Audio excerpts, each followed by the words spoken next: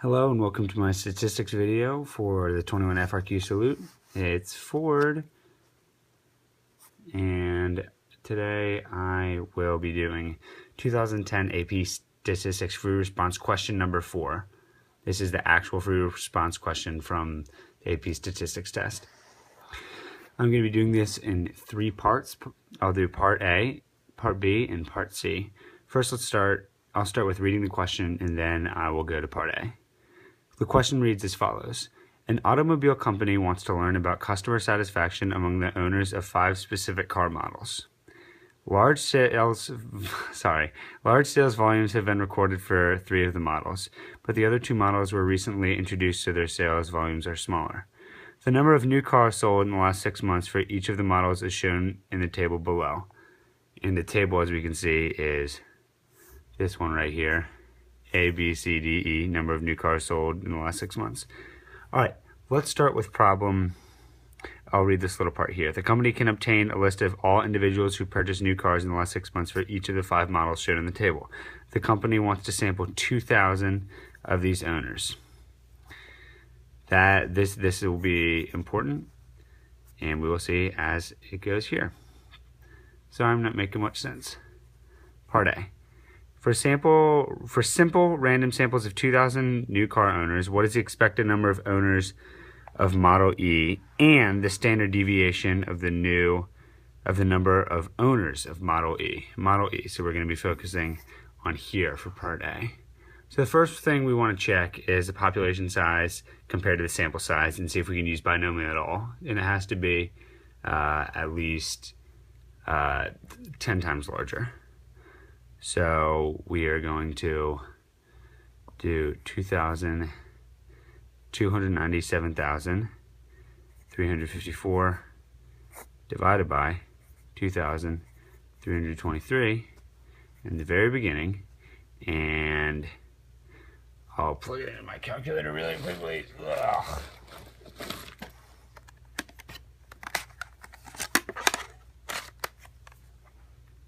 TI-89, that's right. Fancy stuff. Okay. 297,354 divided by 2,323. Okay.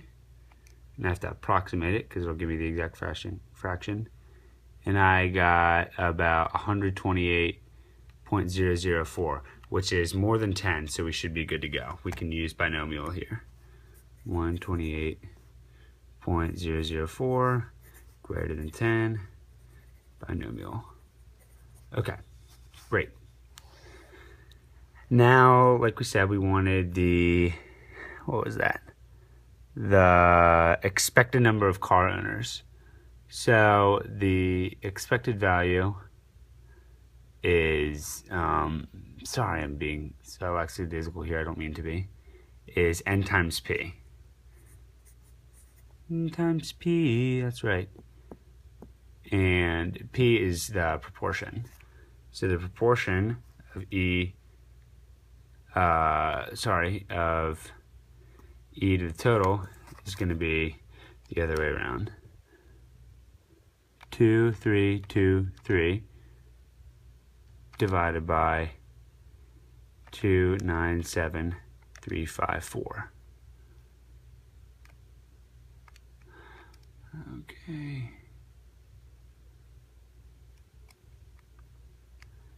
Okay, so we got the number of 0.0078 for P.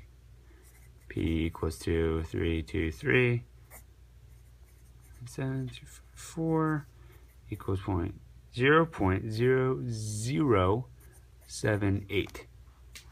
N is 2,000, and here's what I did wrong at the beginning, which I realized, is I did 297,354 divided by 2,323, but that's wrong. This, the total divided by N is what I should have done instead of this number.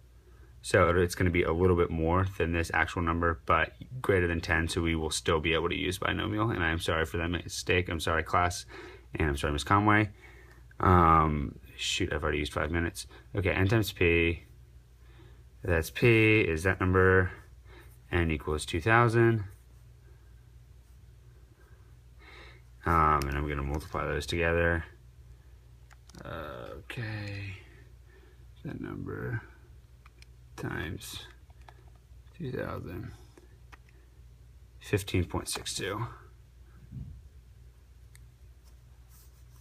15.625 equals n times p, or expected value. And then we know the variance formula is n times p times 1 minus p. So we can do, and then the square root of variance, obviously, it's a standard deviation. We all remember that from earlier this year. I'm sorry I'm being so lackadaisical. Okay, so that's n times p. So you're going to take this number times 1 minus p, and 1 minus p is 1 minus that number, n times p times 1 minus p. And since I've already labeled things out, that's p, and n is 2000, then I don't have to rewrite things. It's basically automatically plugged in the formula, which is really nice. Variance. So variance equals, so I can actually just, if I'm using the 89, 1 minus that, and then I do that times n times p, and I get 15.5024. I'm going to go ahead and take the square root of that number. And that'll be my standard deviation. 3.93731 equals